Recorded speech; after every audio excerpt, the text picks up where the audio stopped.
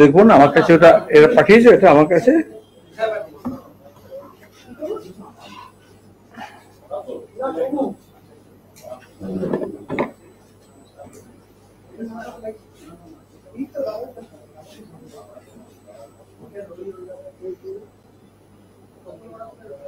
হ্যাঁ কে পাঠিয়েছে? অবিন না তুমি? আচ্ছা আমার কাছে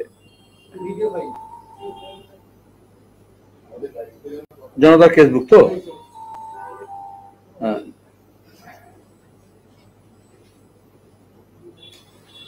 বললে আমি শুরু করবো।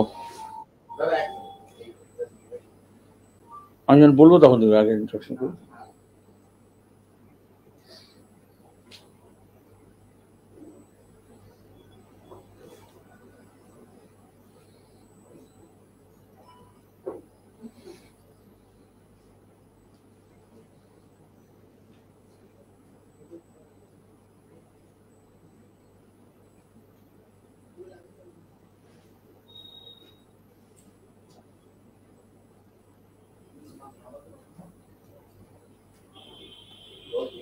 এদিকে এসো, এক মিনিট,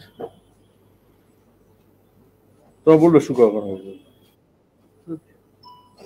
পুরোটা দেখানো যাবে না এখন, হ্যাঁ ঠিক আছে। এইসব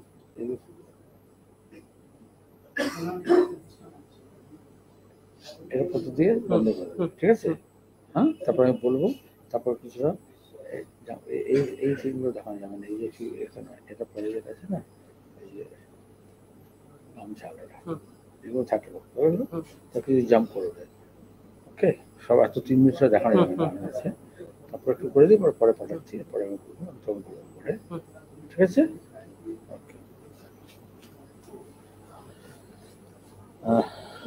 বল তো বলে শুরু করবো।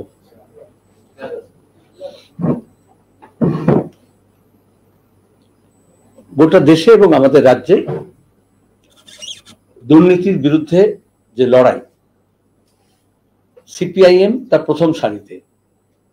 সর্বোচ্চ পর্যায়ে ইলেকট্রাল বন্ড আপনারা জানেন, যেখানে হাজার হাজার কোটি টাকা দেশি বিদেশি নানান সূত্র থেকে, বিশেষত কর্পোরেট, তারপরে কিছু কারাপ্ট প্র্যাকটিসের মাধ্যমে অনেকটা কিকব্যাকের মতো বা ঘুষের মতো বা কাটমানির মতো, আর কিছুটা হচ্ছে ইল গটেন মানি। আর এই জন্য এটাকে ট্রান্সপারেন্সি না, কাউকে জানাতে দেব না। যেদিন 2017-তে ইলেকট্রাল বন্ড আইন নিয়ে আসা হয়েছিল, তৎকালীন অর্থমন্ত্রী অরুণ জেটলি নিয়ে এসেছিলেন ফাইন্যান্স অ্যাক্টকে চেঞ্জ করে, আমরা বলেছিলাম যে সরকার বলেছিল ট্রান্সপারেন্সির নামে এসেছিল, স্বচ্ছতার নামে, সেখানে স্বচ্ছতা কোথায়? কার টাকা কে কিনছে, কাকে দিচ্ছে জানা যাবে না। পিএম কেয়ারের পরে দেখেছিলাম করোনার সময় তাই, পার্লামেন্ট কমিটি স্ক্রুটিনি করতে পারবে না, অথচ সরকারি লোগো সরকারি ব্যবস্থা করতে হবে পিএম এর নামে। পিএম তো সরকারের পিএম, কিন্তু সেটা হচ্ছে সমস্ত যে সরকারি যে টাকা পয়সার যেরকম হিসেব থাকে তা থাকবে না। একটা দলের নামে, একটা সরকারের নামে হাজার হাজার কোটি টাকা হচ্ছে জড়ো করা হলো। এখানে যেমন আমরা প্রতিদিন দেখছি এই যে মন্ত্রীদের ঘর থেকে টাকা বেরোচ্ছে, একটা পর একটা মন্ত্রী জেলে গেছে, দুর্নীতির টাকা, কাটমানির টাকা, 100 দিনের ঘরের টাকা, পঞ্চায়েতের টাকা, শিক্ষক নিয়োগের টাকা, যে কোনো দপ্তরের নিয়োগের টাকা, যার ফলে নিয়োগই বন্ধ হয়ে গেছে। এটার জন্য রাস্তায় যেমন যারা নিয়োগ প্রার্থী তারা যেরকম লড়ছিলেন, বামপন্থী আইনজীবীরা যেরকম তাদের কথাগুলো নিয়ে কোর্টে লড়ছিলেন, আমরা সেরকম সমস্ত তথ্য ভান্ডার জড়ো করে দিয়ে মানুষ সামনে নিয়েছি, বিচারপতিদের কাছে নিয়েছি, তদন্তকারী সংস্থাগুলোর কাছে দেওয়া হয়েছে। কিন্তু তদন্তকারী সংস্থাগুলো কিছুতেই এটা সত্য উদ্ঘাটিত হোক সেটা চায় না। সেটা বোঝা গেছে এই ইলেকট্রাল বন্ডের কথা এই জন্যই বললাম। এখন সুপ্রিম কোর্ট নির্দেশ দিল যেটা অসাংবিধানিক। তারপরে এসবিআই কে বলা হলো নামের তালিকা প্রকাশ করো, ইলেকশন কমিশনকে বলা হলো তোমরা কালেক্ট করো। স্টেট ব্যাংক কি বলছে? এখন দেওয়া যাবে না। তার মানে এই নির্বাচনের সময় তারা চায় না এই মুখোশটা উন্মোচিত হোক। কালাধান যেখান থেকে এসছে, ওরা বলবে না এটা কালাধান নয়, কারণ অফিসিয়াল ট্রানজাকশন। তাহলে বলতে অসুবিধা কি আছে? নোটবন্দির পরে বলা হয়েছিল 20,000 টাকা দিয়ে লেনদেন হয় সেটা ট্র্যাক করবে সরকার। তাহলে হাজার হাজার কোটি টাকা আছে, সেটা ট্র্যাকিং মানুষ করবে না। সুপ্রিম কোর্টে বলল সরকার, মোদী সরকার, যে এটা মানুষের কোনো জানার অধিকার নেই। অথচ রাইট টু ইনফরমেশন আমরা লড়েছিলাম, এবং প্রত্যেক দিন বলা হচ্ছে এই সমস্তটা রাইট টু ইনফরমেশনের ক্ষেত্রে জনগণের জানার অধিকার আছে। আপনাদের মারফত জনগণ জানে, আপনাদেরও জানানো হয়নি। সুপ্রিম কোর্টের নির্দেশকেও আমরা ঠিক করেছি, আমরা স্টেট ব্যাংকের সদর দপ্তর সহ সমস্ত ব্রাঞ্চগুলোতে বিক্ষোভ জানাতে বলছি মানুষকে। কারণ আমাদের টাকা যেমন আমরা যখন ট্রানজ্যাক্ট করি তার যেমন ট্র্যাকিং হয়, তাহলে ইলেকট্রাল বন্ডের নামে আসলে তারা পলিটিক্যাল কারাপশন। এবং তারপর হচ্ছে সুপ্রিম কোর্ট বলেছে গোটা গণতান্ত্রিক ব্যবস্থা, নির্বাচন পদ্ধতি সবটাকে গোটা দেশের সর্বনাশ করার জন্য এটাকে ব্যবহার করা যেতে পারে। যে কোনো বিদেশি শক্তি তারা এই টাকা দিয়ে নির্বাচনের সময় যেরকম হয় বিজ্ঞাপন, ছল চাতুরি, টাকা পয়সার বিলি, কেনা বেচা, এমএলএ এমপি স্পন্সর করা, সবই তো করতে পারে। তাহলে জানবো না কেন? জানাতে হবে। আমরা আইনের পথে যেরকম গিয়েছিলাম, সিপিআইএম আপিল করেছিল, যে রিপ্রেশন করেছিল তার ভিত্তিতেই হয়েছে। যেমন গ্রাসরুট লেভেলে আমরা দুর্নীতির বিরুদ্ধে লড়ছি, এই চোর ধরো জেল ভরো আমরা বললাম, আমরা পাহারায় পাবলিক বললাম, নজরে পঞ্চায়েত বললাম, তারপর থেকেই তো ক্রমাগত মানুষের মধ্যে সাহস বেরোলো, গ্রাম জাগাও চোর তাড়াও। তারপরে এখন সন্দেশখালীতে আমরা দেখলাম এরকম অসংখ্য জায়গায়, আমি কয়েকবার বলেছি, প্রতিদিন বাড়ছে যেখানে মানুষ মুখ খুলছে দুর্নীতির বিরুদ্ধে, মানুষ রাস্তায় নামছে। আর তখনই দাঁড়িয়ে দেখা গেল যে ভারতীয় জনতা পার্টি যেরকম কিছুতেই চায় না তথ্য প্রকাশিত হোক, আমাদের রাজ্য সরকার চায় না। শাহজাহানকে সিবিআই এনকোয়ারির জন্য বলা হয়েছে, সঙ্গে সঙ্গে সুপ্রিম কোর্টে চলে যাওয়া হলো। কেন? রাজীব কুমারের সময় আমরা দেখেছিলাম মমতা ব্যানার্জি নেমে গেছিলেন ধর্ণা দিতে, যখন ওই তোমার গিয়ে চিটফান্ডের ব্যাপারে যখন তদন্ত হচ্ছিল, কিছুই তথ্যতে না বেরোয়। আমরা নারদা কাণ্ডে আমরা দেখেছিলাম যে উল্টে স্যামুয়েল ম্যাথুর বিরুদ্ধে নানা রকমের কেস করা হয়েছে, এখনো চলছে। অভিযোগকারীর কাছে যে তথ্য বার করলো, তার যে শুভেন্দু, শোভন, কাকলি, সৌগত, সব একটার পর একটা নাম আপনারা জানেন, টাকা লেনদেন যেটা হচ্ছিল। আমরা এমপিদের ক্ষেত্রে এরকম অভিযোগ হলে বার করে দেওয়া হয়। সোমনাথ চ্যাটার্জি যখন স্পিকার ছিলেন 10 জনকে বার করে দেওয়া হয়েছে। বিজেপির সরকার, বিজেপি বলে আমরা দুর্নীতির ব্যাপারে একদম জিরো টলারেন্স। আর এখানেও প্রধানমন্ত্রী সে বারবার বলে যান যে আমি দুর্নীতির বিরুদ্ধে লড়ছি, কিন্তু ইলেকট্রাল বন্ড দেখলাম, পিএম কেয়ার দেখলাম, এমনকি তৃণমূলের যে দুর্নীতি সেটাকেও ধামাচাপা দেওয়ার চেষ্টা করা হচ্ছে। এই জন্য ইডি সিবিআই মার খাওয়ার পরও সন্দেশখালীতে যতক্ষণ না মহিলা রাস্তায় নেমেছেন, আজকে মহিলাদের সঙ্গে কথা বলার নাটক করছেন, কিন্তু তাদের কথা কে শুনছিল? কেন ইডি সিবিআই এর হাত বেঁধে রেখে দিয়েছিলেন? কেন একজন জয়েন্ট ডিরেক্টরের মতো র্যাঙ্কের লোকজন অন ডিউটি মার খাওয়ার পরেও কেন সেই কেসটাকে পারসু করা হলো না? বরঞ্চ একটা কণ্ঠস্বর, তার রিপোর্ট এখনো আসছে না। আপনারা অনেক সময় প্যাথোলজিক্যাল টেস্ট করেন, একটা সেন্ট্রাল গভর্নমেন্টের ল্যাবরেটরি, তার থেকে রিপোর্ট আসবে না, কোর্টে জমা হবে না, বিচার হবে না। কারণ সূত্রটা দেখা যায় যেই নিডল অফ সাসপিশন, সন্দেহের তীরটা যেই একেবারে ওপরের দিকে চলে যায়, তখন এই ওপরতলা এক হয়ে যায়। এমন এক হয়, সাক্ষী, চোর, অপরাধী, তদন্তকারী, বিচারক সব এক জায়গায় দাঁড়িয়ে যান, এক লাইনে দাঁড়িয়ে যান।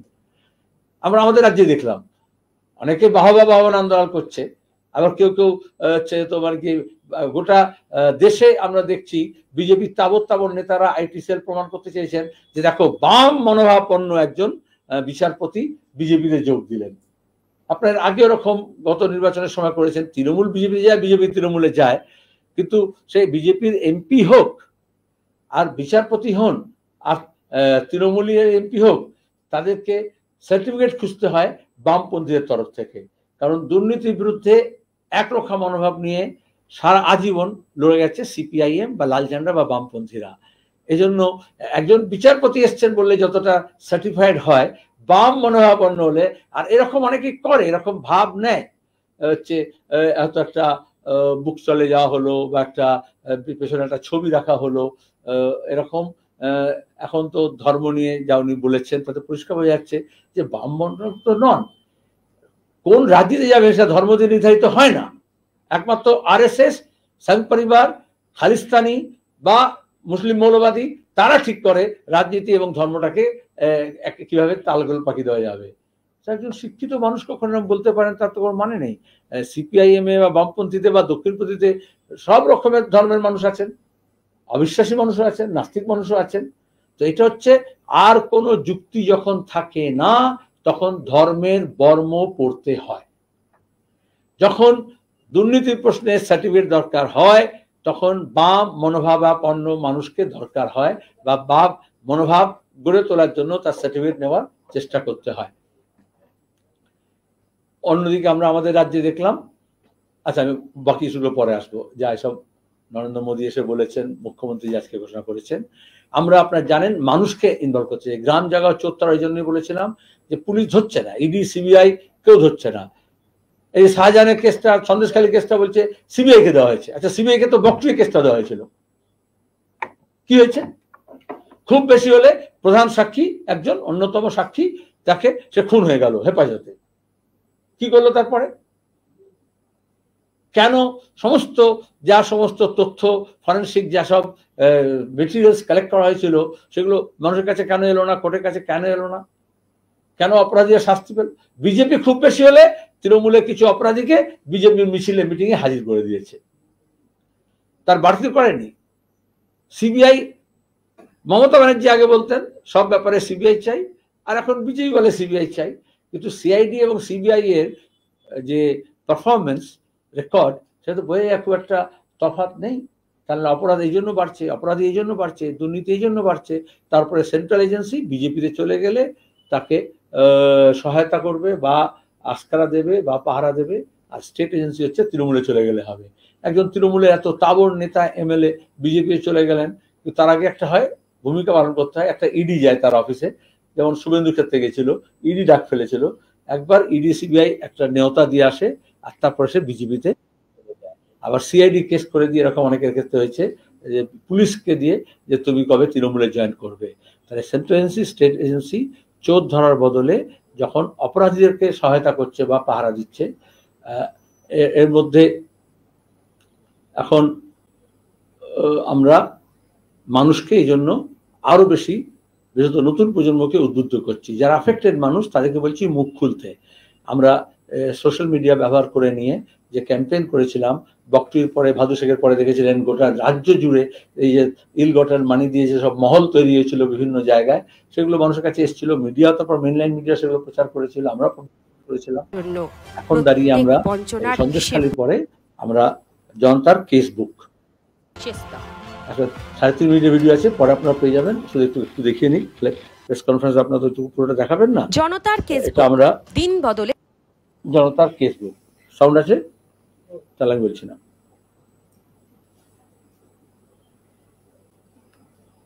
আপনার জমি দখল করে নিয়েছে, ভয় দেখাচ্ছে, অত্যাচার করছে। প্রত্যেক অপরাধীদের শাস্তির জন্য। ঘটনা কি আপনার এলাকাতেও ঘটেছে? তৃণমূলের মস্তানরা আপনার জমি দখল করে নিয়েছে, ভয় দেখাচ্ছে, অত্যাচার করছে। আপনার গ্রামেই কি সন্ত্রাসের পরিবেশ তৈরি করে রেখেছে, নারী নির্যাতনের ঘটনা ঘটছে, আর পুলিশ প্রশাসন সব জেনেও মুখ খালির মতো ঘটনা কি আপনার এলাকাতেও ঘটেছে? তৃণমূলের মস্তানরা আপনার জমি দখল করে নিয়েছে, ভয় দেখাচ্ছে, অত্যাচার করছে। আপনার গ্রামেই কি সন্ত্রাসের পরিবেশ তৈরি করে রেখেছে, নারী নির্যাতনের ঘটনা ঘটছে, আর পুলিশ প্রশাসন সব জেনেও মুখ বন্ধ করে বসে আছে? তাহলে লিংকে ক্লিক করে ফর্ম ফিল আপ করে অনলাইনে পুলিশ প্রশাসন সব জেনেও মুখ বন্ধ করে বসে আছে। নির্যাতন, জমি পরিবেশ ধ্বংসের তথ্য তালাশ করতে সিপিআইএম পশ্চিমবঙ্গ রাজ্য কমিটির পক্ষ থেকে চালু হচ্ছে কর্মসূচি। সন্দেশখালী পেরিয়ে এবার পাড়ায় পাড়ায় ফাঁস হবে তৃণমূলের পর্দা। আপনার পরিচয় ও তথ্য সম্পূর্ণ গোপন ও নিরাপদ থাকবে, আর আপনার সাথে আপনার ইনসাফের লড়াই লড়ব আমরা, লাল ঝান্ডার কর্মীরা। সাম্প্রদায়িক রাজনীতির জন্য ধর্মের সুরসুরি নয়, প্রত্যেক অপরাধীদের শাস্তির জন্য, প্রত্যেক আমরা পরে আপনাদেরকে লড়াই হবে। তৃণমূলের জঙ্গলরাজের সাম্প্রতিকতম উদাহরণ সন্দেশখালী। রেশন দুর্নীতি তদন্তের রেস ধরে বেআব্রু হয়েছে সন্দেশখালীর পুলিশ প্রশাসনের ডাকের ডগায় চলেছে তৃণমূলের লুম্পেনরা। শেখ শাহজাহান, উত্তম সর্দার, শিবু হাজরাদের নেতৃত্বে চলেছে বেআইনিভাবে জমি দখল, সন্ত্রাস, তোলাবাজি, মানুষের উপর অত্যাচার, এমনকি নারী নির্যাতন। কলঙ্কিত সেই অধ্যায়ে বাংলার মুখ পুড়েছে দেশ দুনিয়ার কাছে। কিন্তু সন্দেশখালী কোনো বিক্ষিপ্ত ঘটনা ছিল, এটা করতে এই জন্যই যে ওরা তো মোদী বললেন চৌকিদার, গত ভোটের সময় বলেছিলেন, তারপর দেখা গেল সবচেয়ে বেশি চুরি বেড়ে গেল এই চৌকিদারের জন্য। দেশের থেকে বিদেশে নিয়ে পালিয়ে গেল, দেশের টাকা বিদেশি তোমার কি অ্যাকাউন্টে জমা হলো, বিদেশি বান্ধবীদের অ্যাকাউন্টে জমা হলো, এবং দিদি মোদিরা বসে আলোচনা করে নিলেন রাজভবনে যে কয়লা পাচার থেকে আরম্ভ করে এই বিদেশে যে টাকা পাচার হয়েছে এই ব্যাপারে চার্জশিটে যাদের মূল অ্যাকিউজ যাদের নামে আমরা অভিযোগ করেছি তাদের নাম আসবে না। সেজন্য একেবারে তলায় মানুষের যারা ভুক্তভোগী তারা বলবেন, তারা জানাবেন, আমরা আইনি সহায়তা দেব, আমরা রাজনৈতিক লড়াই সংগঠিত করব, প্রতিরোধ গড়ে তুলব এবং তার সঙ্গে দাঁড়িয়ে প্রশাসনের উপর চাপ দেব, যেটা যে জমি চলে গিয়েছে, যে পুকুর বুঝিয়ে দিয়েছে, যেখানে দাঁড়িয়ে চাকরি দেওয়ার নামে টাকা নিয়েছে, সেগুলো যাতে মানুষ আবার ফেরত পায়। সেটা একটা বড় পদক্ষেপ হবে আমাদের দুর্নীতির বিরুদ্ধে যে লড়াইটা, সেটা লড়াইটা শেষ তাক।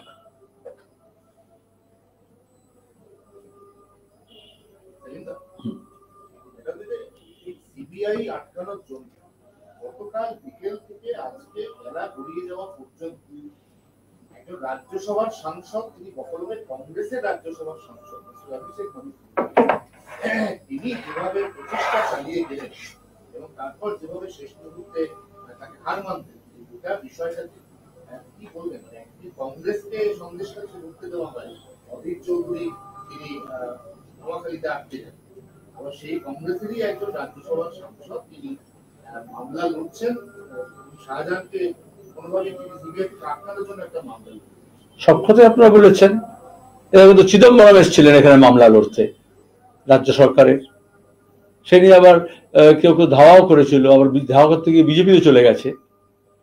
তো এটা কে কার সাংসদ, কে কোন দলে আছে তার থেকে বেশি কথা হচ্ছে সে কে বিচারকের আসনে বসে আছেন, কে পুলিশের আসনে বসে আছেন, কে পার্লামেন্টে বসে আছেন, কে বিধানসভায় বসে আছেন। তার থেকে বড় কথা হচ্ছে যখন দুর্নীতির বিরুদ্ধে লড়াই হচ্ছে, কে দুর্নীতির পক্ষে, দুর্নীতির পক্ষে, কে দুর্নীতির বিরুদ্ধে, কে দুর্নীতি যে হয়েছে এটা বন্ধ করতে চায়। লড়াইটা এইখানে।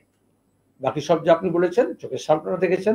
আর এই জন্যই তৃণমূল কংগ্রেস তো এই ধরনের সাংসদ তৈরি করে, তৃণমূল তো এই ধরনের পঞ্চায়েত তৈরি করে, তৃণমূল তো এই ধরনের পুলিশ অফিসারকে পোস্টিং করে, যাতে দাঁড়িয়ে এই যে দুর্নীতিতন্ত্র সেটাতে চলতে থাকে। কিন্তু এইটুকু বলতে পারি, সরকার একজন অপরাধীকে বাঁচানোর জন্য কেন করছে, তার মানে অপরাধকে ধামাচাপা দেওয়ার চেষ্টা করছে। কেন অপরাধকে ধামাচাপা দেওয়ার চেষ্টা করছে? কারণ এই যে লিঙ্ক 75-25-এর যে ফ্র্যাঞ্চাইজি পলিটিক্স, 25% বেরোলে বাকি 75%ও টান পড়বে। এই জন্যই ভাদু শেখের পরে মমতা ব্যানার্জি গিয়ে বলেছিলেন আগে সিস্টেমেই চলবে, অর্থাৎ নকল ডিসিআর চলবে, তোলাবাজি চলবে, বালি খাদান কয়লা খাদান থেকে যা কাজকর্ম চলবে, পাথর খাদান থেকে তোলা হবে, কিন্তু আগে যার কাছে জমা দিচ্ছিল তার বদলে অন্যকে দিতে হবে।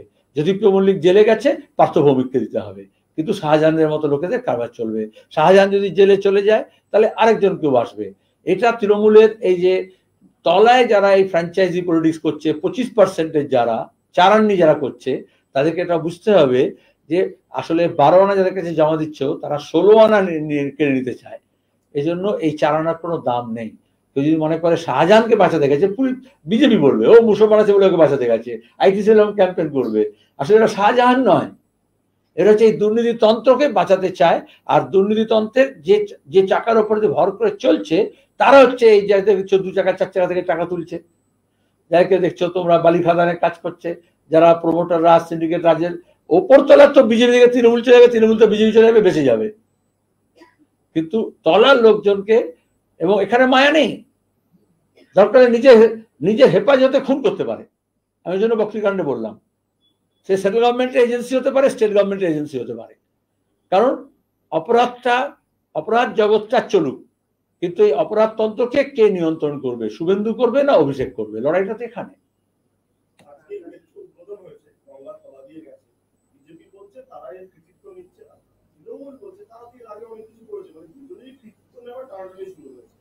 সংবাদপত্র কি বলছে, মিডিয়া কি বলছে, তাই তো একটু পড়াশোনা করতে হবে। আমি যখন তরুণ, যখন ডিএফএ কলকাতা জেলার সম্পাদক, তখন এমপিও হয়নি, 80-র দশক থেকে আমরা লড়াই করছি যে ওটাকে বলে ইস্ট ওয়েস্ট মেট্রো, জানা উচিত। তারপর আমি যখন রাজ্যসভা এমপি হলাম, 10 বছর ধরে আমরা লড়ছিলাম। আমরা রেলমন্ত্রীদের কাছে, একটা পর একটা রেলমন্ত্রী এলো আমাদের, তারপরে প্ল্যানিং কমিশনে গেলাম। যখন প্রণববাবু ডেপুটি চেয়ারম্যান, তখন তার কাছে আমরা গিয়ে বললাম যে রেলের প্রজেক্ট শুধু ইস্ট ওয়েস্ট নয়, আরো অনেক, তখন ইস্ট ওয়েস্ট নাম ছিল না, তখন আমরা বলতাম হাওড়ার রামরাজাতলা থেকে সল্টলেক, তখন নিউ টাউন তৈরি হয়নি, তখন রাজারহাট তৈরি হয়নি, আমরা বলতাম সল্টলেক থেকে রামরাজাতলা। তারপর আমি যখন আরবান ডেভেলপমেন্টের চেয়ারম্যান হলাম 2004 থেকে 2009, যখন আমরা এখানে ইউপিএ 1 সরকারকে বামপন্থী অনেক এমপি আমরা সমর্থন করলাম, তখন আজকে যেসব প্রজেক্টের উদ্বোধন হয়েছে এবং যা হবে আগামী 5 বছর, গত 5 বছর 10 বছর যা হয়েছে সে সব হচ্ছে ওই সময় ইউপিএ 1-এ মনমোহন সিং নেতৃত্বে যে সরকার, তাকে বামপন্থীরা সমর্থন করেছিল। আমি উত্তর পূর্ব কলকাতার এমপি ছিলাম। ওই ভিত্তিপ্রস্তর যখন স্থাপন হয়েছিল সেই ছবিটা দেখবেন, যদিও যখন করছিলেন কোন মডেল হবে, কোন রুটে হবে, এই নিয়ে তৃণমূলের অনেক আপত্তি ছিল। বিজেপি তো কোনো পিকচারই ছিল না, বিজেপি তখন জন্মায়নি, মমতা তখন হাত ধরে ওকে হাঁটি হাঁটি পা শেখাচ্ছেন। এই ধরনের প্রজেক্ট একদিনে হয় না। আমি 80 দশকে এই জন্যই বললাম 15 বছর 20 বছর ধরে কনসেপ্ট থেকে ইমপ্লিমেন্টেশন স্যাংশন পর্যন্ত লাগে, তারপরে প্রক্রিয়াকে ইমপ্লিমেন্টেশনে লাগে। আমাদের মেট্রো রেল যেটা দেখো গড়িয়া থেকে দমদম, তার জন্য 30 বছর লড়াই করতে হয়েছে। হুগলি ব্রিজ ভিত্তিপ্রস্তর স্থাপনের পরে 25 বছর পরে চালু হয়েছে কাজ। আমি একটা উদাহরণ দিতে পারি। আমি এটুকু বলতে পারি, এখনো পর্যন্ত কলকাতা এবং তার পার্শ্ববর্তী এলাকা, বেশি দূরে গোটা রাজ্য তো বটেই, একটা প্রজেক্ট গত 10 বছরে কনসিভড হয়েছে, প্ল্যান হয়েছে, সেন্ট্রাল গভর্নমেন্টের কাছে গেছে, হয় স্যাংশন হয়েছে, আর তা না হলে ইমপ্লিমেন্ট তো ছেড়ে দাও, কাজ শুরু হয়েছে বা পেন্ডিং পড়ে আছে, তৃণমূল কংগ্রেস বলুন, একটা প্রজেক্ট। এই সব প্রজেক্ট হচ্ছে, দেখা যাচ্ছে আমার নিজের ছবি কি দেখা হবে, এই যে পরমা আইল্যান্ড তোমরা বলো, কবে ভিত্তিপ্রস্তর স্থাপন হয়েছে, কবে স্যাংশন হয়েছে? ওই 2004 থেকে 2005। আমি 4 থেকে 5 গুলো দিচ্ছি, তার আগের গুলো আমি বেশি বলবো না, যেহেতু পার্লামেন্ট ইলেকশন এখন আছে। ইস্ট ওয়েস্ট মেট্রো নয়, এই যে ফ্লাইওভার দেখছো, এজেসি বোস রোড আগে হলো, তারপরে পরমা হলো, এগুলো সব কাজ শুরু হয়েছে 2009-10 থেকে, স্যাংশন হয়েছে 2006-7-এ।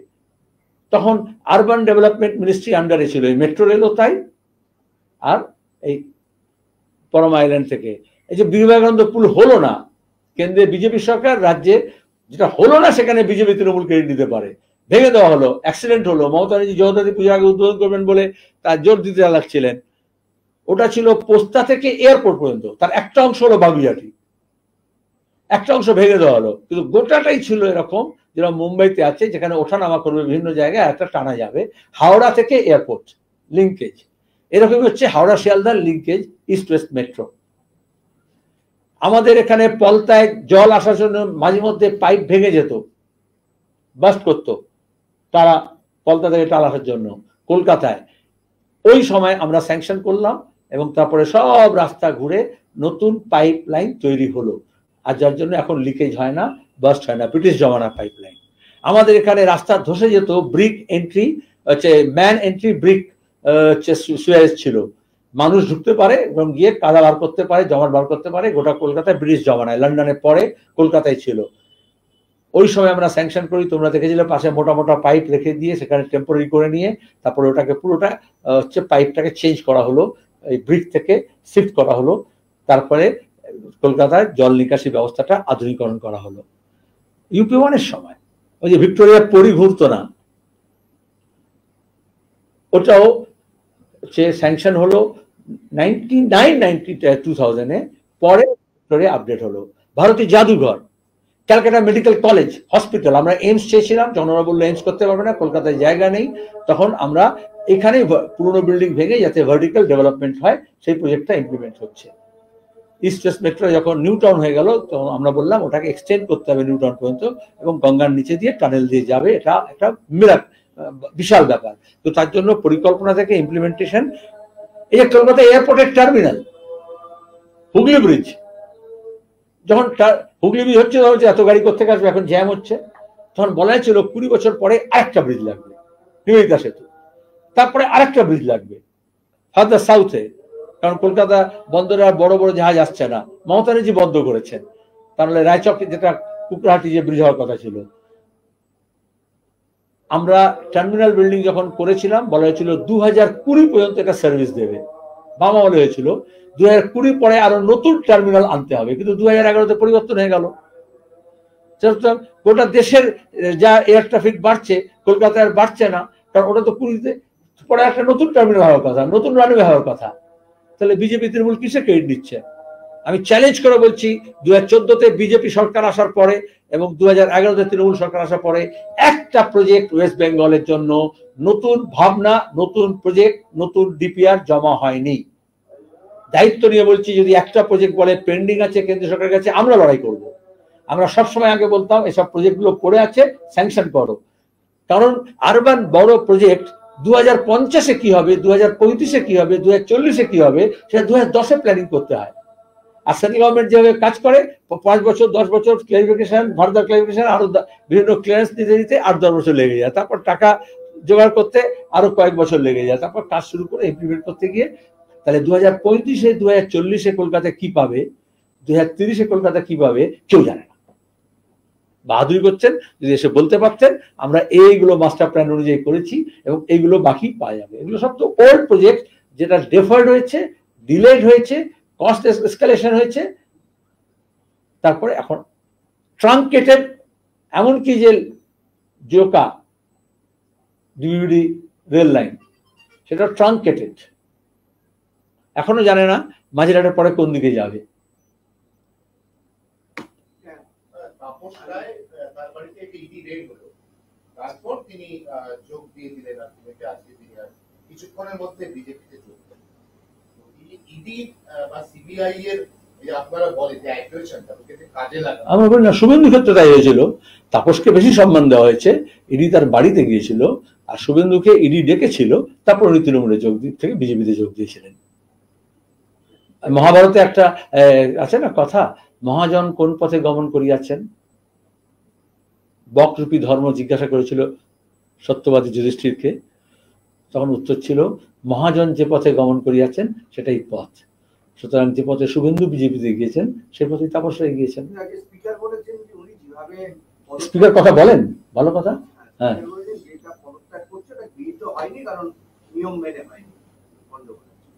পদত্যাগ হয় না তো। আজ পর্যন্ত আমাদের রাজ্যে এমএলএ এবং এমপি যে দলত্যাগ করেছে, কার পদত্যাগ হয়েছে? মমতা ব্যানার্জি পদত্যাগ করেছে, মনে আছে? এটা তৃণমূলের ট্র্যাডিশন।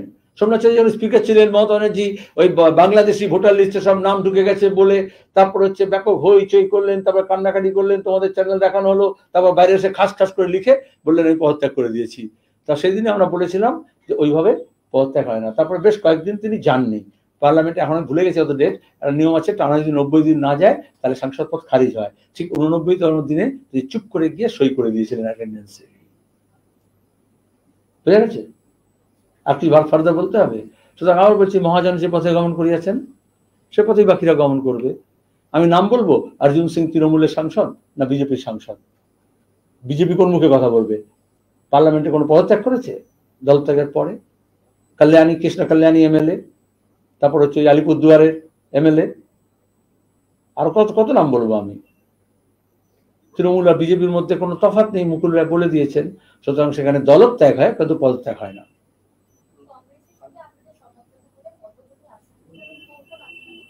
এখনো আলোচনা ফর্মালি শুরু হয়নি, আদান প্রদান চলছে কথাবার্তা। আমরা বলে দিয়েছি তৃণমূলের সঙ্গে সম্পর্ক ছেদ, এবং কংগ্রেস বলবে বিজেপি এবং তৃণমূলের বিরোধী ভূমিকা আমরা পালন করব, তবেই আমাদের সঙ্গে ফর্মাল আলোচনা হবে। এটা তো আমরা তো বিজেপি তৃণমূল মতো নয় যে ধর্মেও আছি জিরাফেও আছি। পরিষ্কার বলতে হবে যে বিজেপি তৃণমূল বিরোধী শক্তির সঙ্গে আমরা সমঝোতা করব।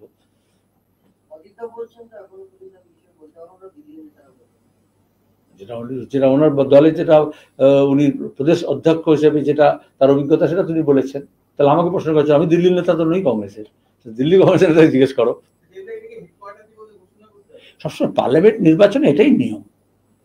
আমরা একটা কথা বলছি, আমি তো পলিট ব্যুরো মেম্বার, কিন্তু পার্লামেন্ট নির্বাচনে রাজ্য কমিটিগুলো ঠিক করে না। যারা সর্বভারতীয় দল, যাদের অল ইন্ডিয়া একটা বডি আছে, তাদের অল ইন্ডিয়া বডিকে ঠিক করতে হয়। এটা ইলেকশন কমিশনের আইন অনুযায়ীও এটা হচ্ছে বিধানসভা হলে রাজ্য, আর জেলা পরিষদ পঞ্চায়েত হলে জেলা, এবং আমাদের হচ্ছে অল ইন্ডিয়া। আমরা এত সব কথা বলছি। আমাদের আগামী 11 তারিখে পলিট ব্যুরো বৈঠক আছে দিল্লিতে, সেইখানে গিয়ে আমরা ফাইনাল করব, রাজ্য রেকমেন্ড করবে। আমাদের ক্ষেত্রে এরকম হয়, আমরা রাজ্যে বিস্তারিতভাবে করে নিয়ে আর তারপরে কনফারেন্সটা হয় কেন্দ্র থেকে। কংগ্রেসের ক্ষেত্রে বলছে কেন্দ্র থেকে হয়, তারপর রাজ্য থেকে কনফারেন্স দেয়, দুটো অ্যাপ্রোচ আলাদা। আমরা আবার তৃণমূলের ক্ষেত্রে রাজ্য কেন্দ্র কোনো ব্যাপার না, মোটামুটি কালীঘাটই হয়ে যায় সবকিছু।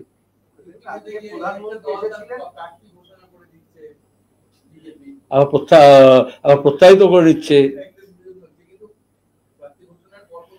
আচ্ছা, যদি পর্ন স্টারকে করতে হয়, যদি অন্য দল থেকে ভাঙিয়ে করতে হয়, যদি দাঁড়িয়ে একটু জাঁক জমক লাগানো যদি করতে হয়, তৃণমূলের মেয়রকে যদি বিজেপি ক্যান্ডিডেট করে, তৃণমূলের এমএলএ যদি বিজেপি ক্যান্ডিডেট করতে, বেশি খাটতে হয় নাকি, হোমওয়ার্ক করতে হয় নাকি? ও তো আমাদের প্রাইমারি স্কুলে কোনো ছেলে মেয়েদের বললো, কয়েকটা এমপির নাম বললো, সে দেখবে অর্ধেকটা বিজেপির নাম বললো, অর্ধেকটা তৃণমূলের নাম বলবে। কোন দল জিজ্ঞেস করলো আইদার বলিতে পারবে, এই জন্য বেশি খাটতে হয় না। কিন্তু বামপন্থীদেরকে আমাদেরও প্রার্থী তালিকা আমি বলেছি, আমরা তৈরি করেছি। সিপিআইএম বাম ফ্রন্ট মিটিং আছে 8 তারিখে, সেখানে অন্য বাম দলগুলো তাদের মতামত, তাদের প্রার্থী যেগুলো আছে সেগুলো তারা জানাবেন। কিন্তু আমরা বৃহত্তর ঐক্য গড়ে তোলার চেষ্টা করছি, সেজন্য আমাদেরকে ধৈর্য ধরে নানান দলের সঙ্গে কথাবার্তা বলতে হচ্ছে। ব্যক্তি, গোষ্ঠী, দল, আর ধরো আদিবাসী সমাজ আছে, বিভিন্ন সামাজিক ন্যায়ের জন্য বিভিন্ন সংগঠন আছে, বিভিন্ন জনগোষ্ঠী আছে, বিভিন্ন গুরুত্বপূর্ণ ব্যক্তি আছেন, বিভিন্ন দল আছে যারা হয়তো নির্বাচনে, পার্লামেন্ট নির্বাচনে অংশগ্রহণ করে না, কিন্তু দল আছে। আমি যদি বিজেপি তৃণমূল বিরোধী বৃহত্তর ঐক্য গড়ে তুলতে চাই, বৃহত্তম ঐক্য গড়ে তুলতে চাই, তো সবার সঙ্গে কথা বলতে হবে। এটাই democracy is all about this. এখানে তো কোনো একজন সিদ্ধান্ত নিচ্ছে না, তারপরে কেন্দ্রীয় কমিটি পলিট ব্যুরো বসে সেটাতে মোহর লাগাবে। প্রধানমন্ত্রীর অনেকগুলো কর্মসূচি অনেক কিছু বলেছে, আমাদের ছোট ছোট করে বলে দেন। একটা হচ্ছে যে মন কি বাতে বলেন প্রত্যেক শেষ রবিবারে একই কথা বলেছে, নতুন কিছু বলেছে সে বড় দাও, যেগুলো নতুন বলেছেন সেগুলো বলে দাও। বলেছেন ওনার পরিবার নেই, তাই নিয়ে আপনারা কটাক্ষ করেন, মানে ইন্ডিয়ার কটাক্ষ করেন। ওটা বাংলায় ওনার পরিবার, এই নারীরাই ওনার যখন বিপদে পড়েন, এই নারীরা কি যখন বিপদে পড়েন তখন এই বাংলার মা বোনেরা সহ ভারতের মা বোনেরা ওনার পাশে দাঁড়ান। এই যে গোটা দেশ ওনার পরিবার, এটাকে কিভাবে আপনারা দেখেন?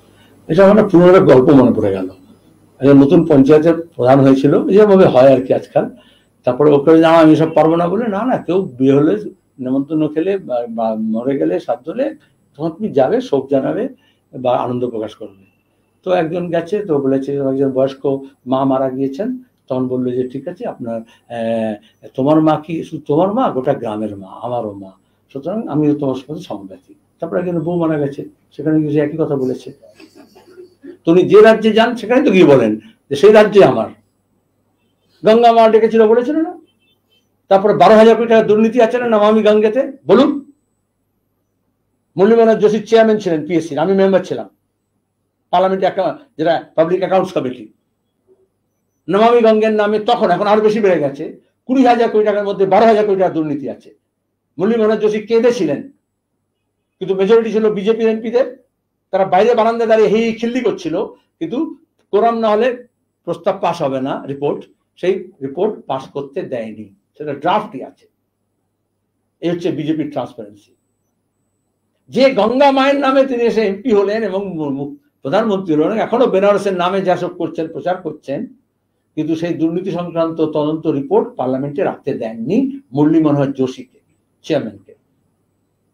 তাহলে তো তিনি এখন যে নদীতে যাবেন সেই নদীতে সামনে গিয়ে বলবেন এটাই আমার, সেটাই আমার। শুধু মা, নারী, পরিবার তা নয়, এখানে আমরা কটাক্ষ করি না, এটা বুঝে নাও।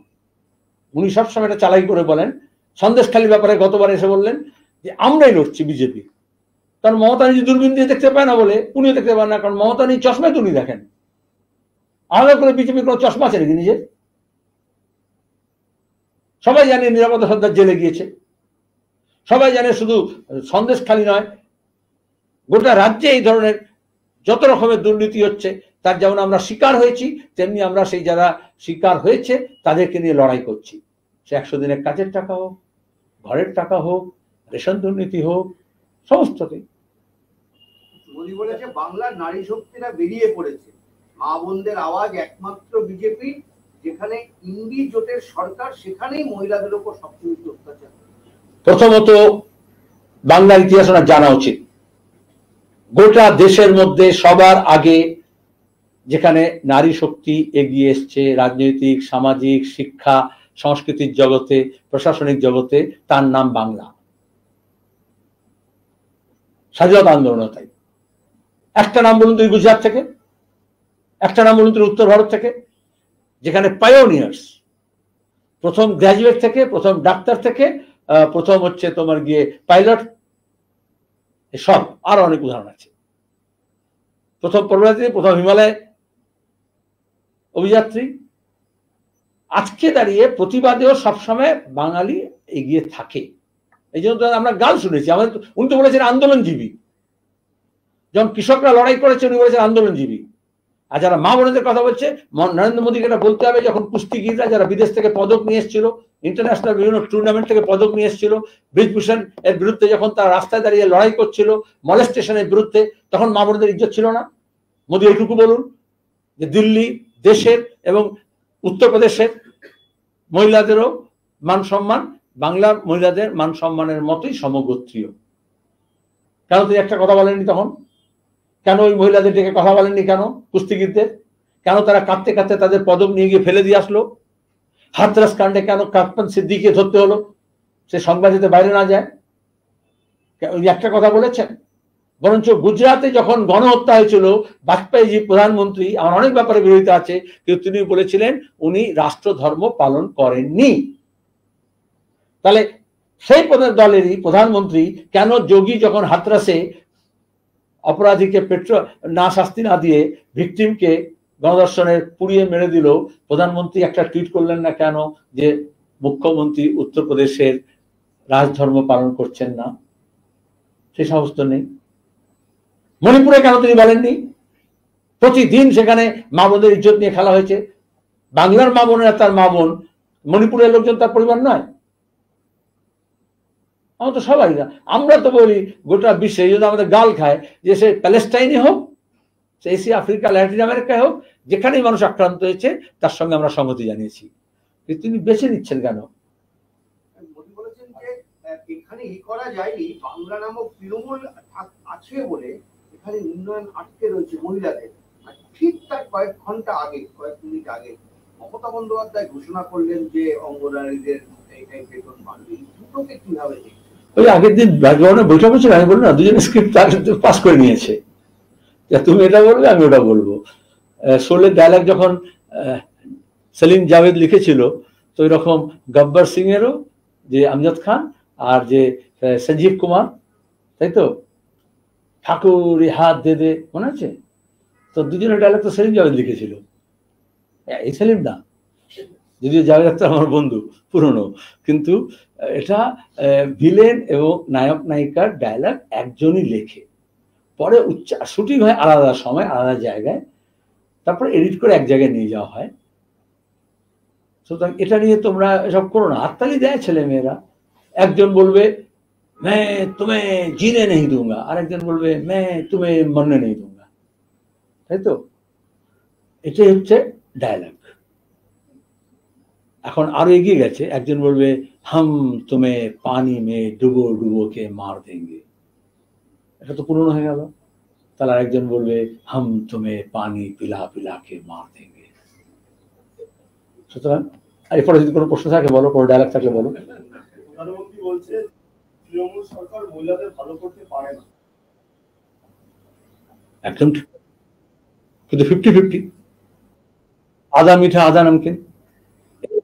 2014 से বলেছিলেন 34 साल में बाया मोर्चा जो गड्ढा खोदा है उसको भरने के लिए दीदी को थोड़ा समय तो देना पड़ेगा। কে বলেছিলেন?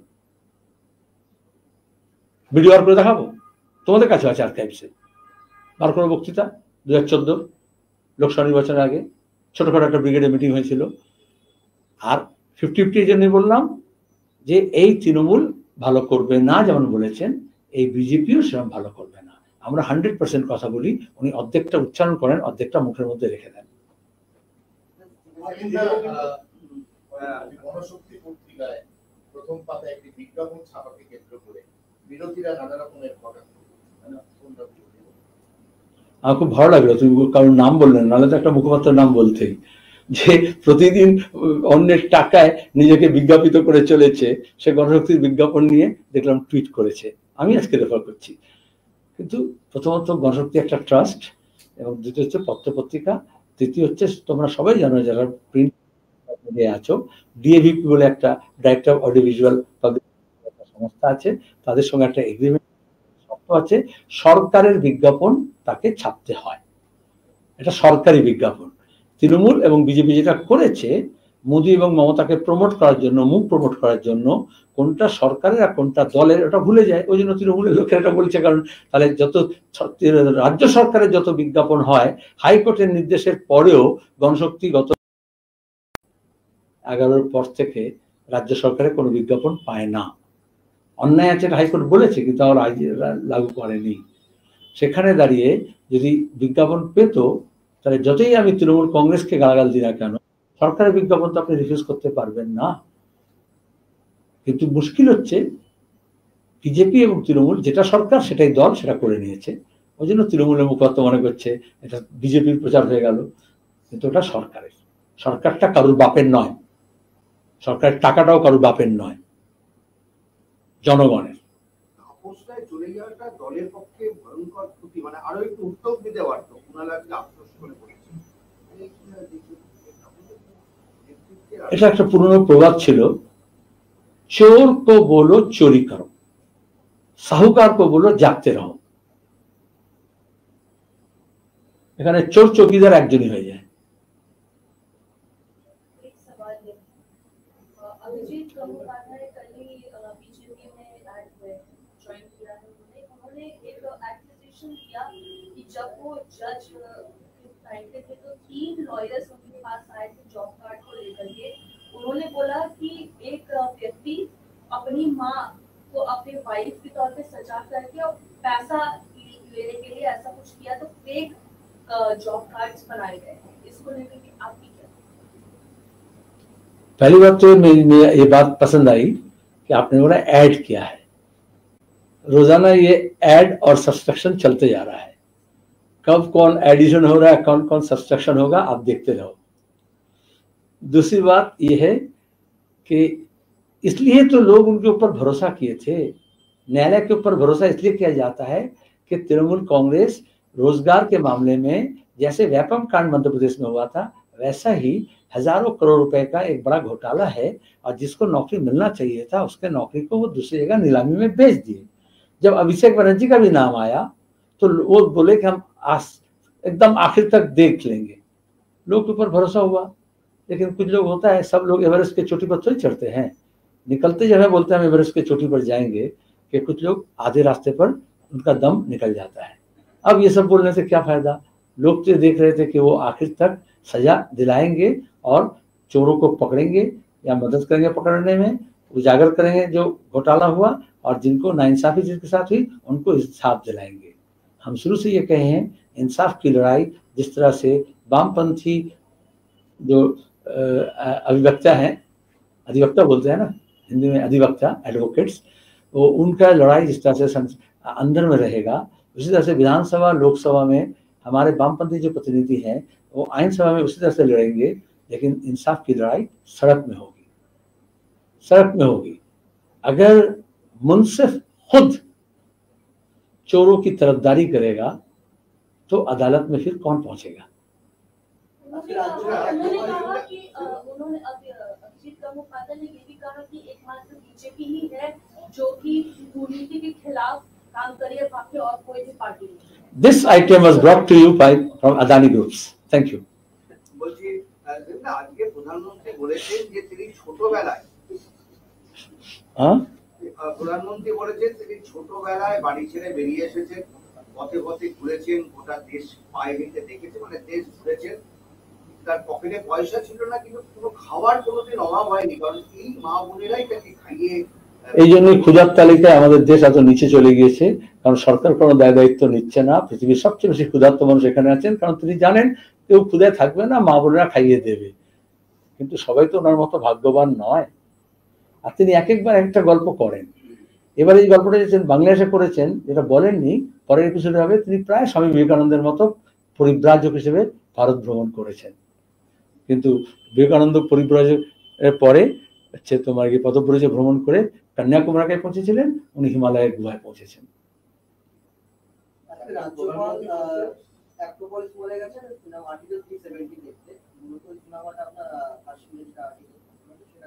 সিনেমার পোস্টার এখানে কেন লাগাচ্ছ?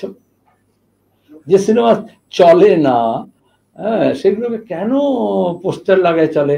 এর আগে কাশ্মীর ফাইলস আমরা দেখেছিলাম, বিদেশে জুরি এসেছিল, ইন্টারন্যাশনাল ফিল্ম ফেস্টিভ্যালে বলেছিল হচ্ছে রাবিশ ফিল্ম, বলেছিল না?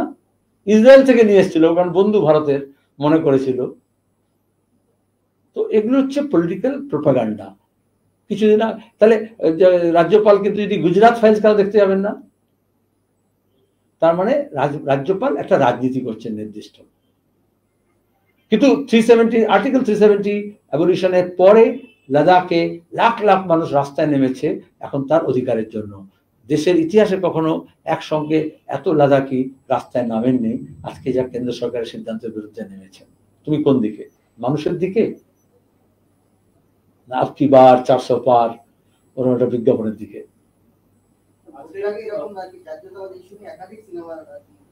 পয়সা আছে, যখন বেশি পয়সা আছে লোকে সিনেমায় ওড়ায়, মদে ওড়ায়।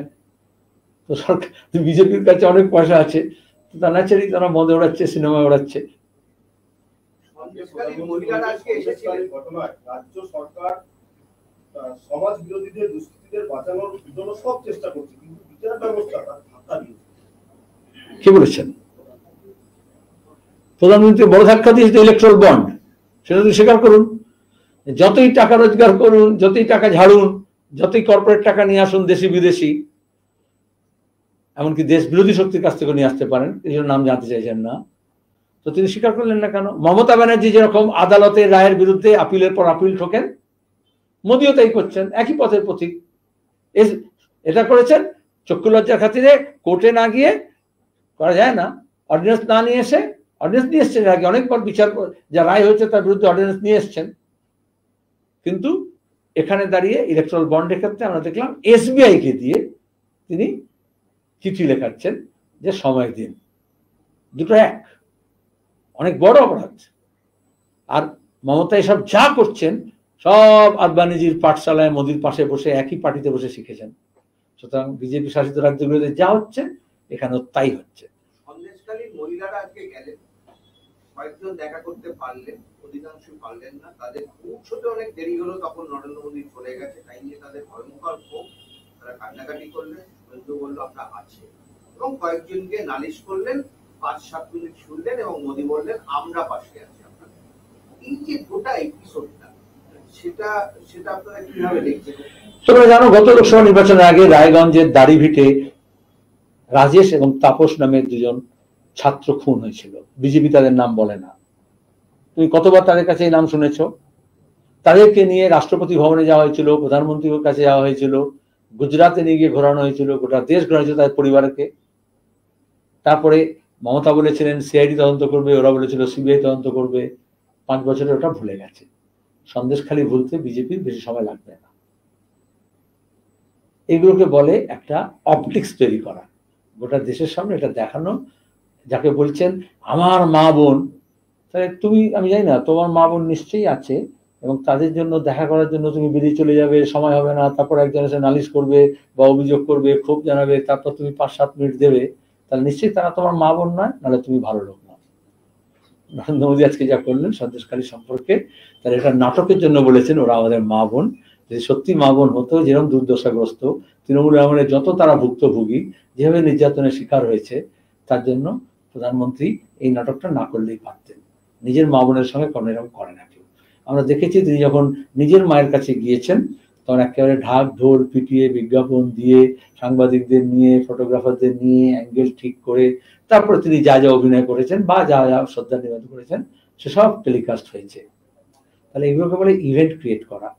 উনি এখানে এসেছিলেন একটা ইভেন্ট ক্রিয়েট করতে ভোটের আগে, সন্দেশখালী নিয়ে নিরাপদ সর্দারের কাছেই মা বোনেরা নিরাপদ আছে, নতুন করে আর আপদ তারা ডাকবেন না, এটুকু আমার বিশ্বাস আছে।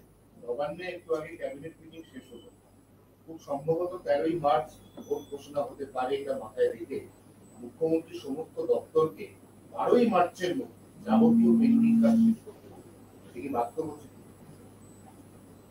তাহলে কেন্দ্রীয় সরকার হোক বা রাজ্য সরকার হোক সারা বছর কাজ করে না, নিয়মিত কাজ করে না। কারণ যে সরকারি কাজ আছে সেগুলো যদি নিয়মিত হয় তাহলে কোড অফ কন্ডাক্ট আসার পরেও রেগুলার কাজ সেগুলো চলতে থাকে। তাহলে বেআইনি যে কাজগুলো আছে যেহেতু তদারকি থাকে ইলেকশন কমিশনের, সেগুলো আগে শেষ করে দিতে বলছেন। 2, নির্বাচন কেন্দ্রিক কাজ করেন, ভোটকে মাথায় রেখে আজকে যা ঘোষণা করেছেন মুখ্যমন্ত্রী বা প্রধানমন্ত্রী সবটাই ভোটটাকে মাথায় রেখে, আর যেই ভোট হয়ে যাবে তখন খেল খাতাম পয়সা হাজাম বলবেন। এই জন্য মানুষ সাধু সাবধান। আর তৃতীয় কথা হচ্ছে কেউ জানে না তিনি কি করে জানলেন খুব সম্ভব তারিখ ঘোষণা হবে। তাহলে চোরি চোরি চুপকে চুপকে মোদিও জানেন আর মমতাও জানেন, দুজনের কিছু কিছু কানাকানি হয়, কিন্তু এখন লোকে সব দেখতে পাচ্ছে বুঝতে পারছে। ধন্যবাদ।